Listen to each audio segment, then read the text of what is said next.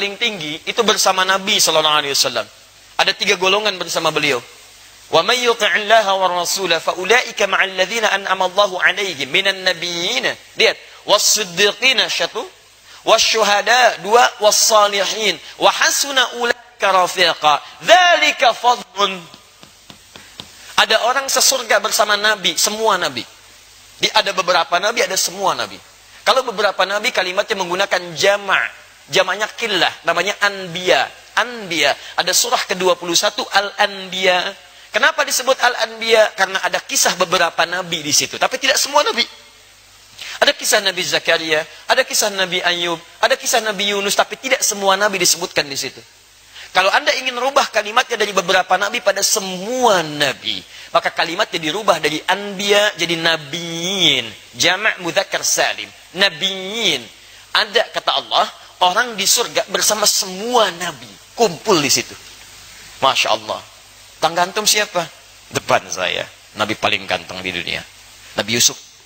Masya Allah. Ganteng-ganteng Nabi. Ente waktu di dunia ganteng-ganteng serigala.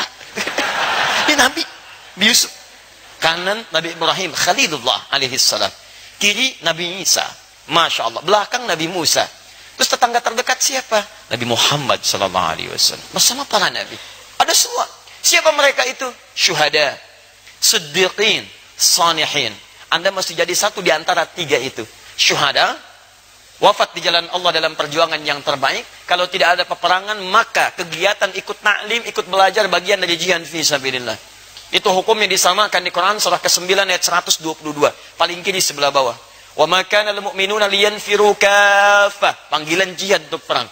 Falaula nafara min kulli firqatin minhum, di antara sekian mereka yang berangkat mesti ada yang sibuk liyatafaqahu fid din, untuk mempelajari agamanya.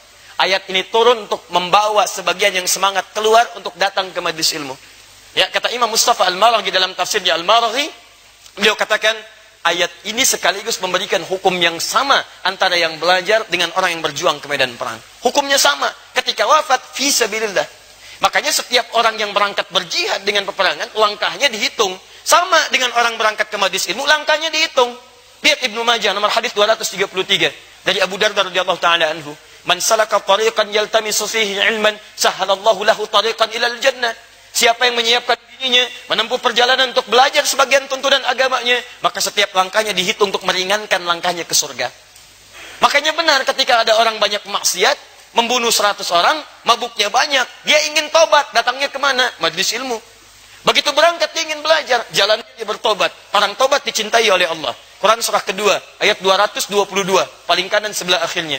Innallaha yuhibbut tawwabin. Allah mencintai orang tobat. Begitu dicintai, orang yang dicintai oleh Allah yang pertama turun ampunan. Quran surah ketiga, ayat 31. Qul in kuntum tuhibbunallaha fattabi'uni yuhibbukumullah wa yaghfir lakum dzunubakum. Allah cintai Anda, Allah ampuni semua dosa Anda. Orang ini melangkah sambil tobat, datangnya ke majelis ilmu. Begitu tobat, cinta Allah datang.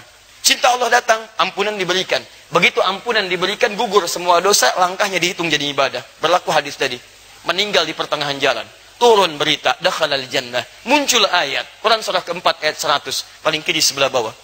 Wa may yakhruj min baitihi muhajiran ila Allah wa rasulih, thumma yudrikul maut, faqad waqa'a ajruhu 'ala Allah.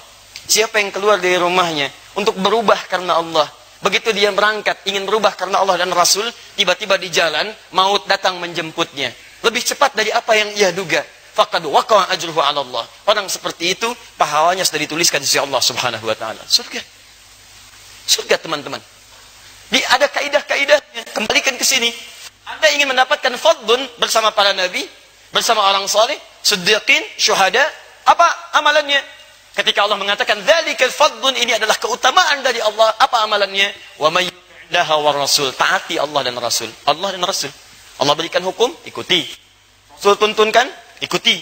Jadi Anda ikuti hukum Allah, Anda ikuti tuntunannya lewat nabi. Anda wafat dalam mengerjakan itu, peluang surga terbuka bagi Anda.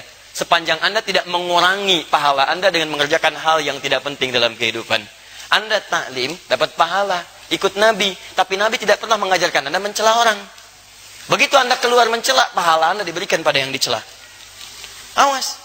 Saya tidak Ustaz. Alhamdulillah, tidak seperti orang itu tuh. Sama aja, pindah.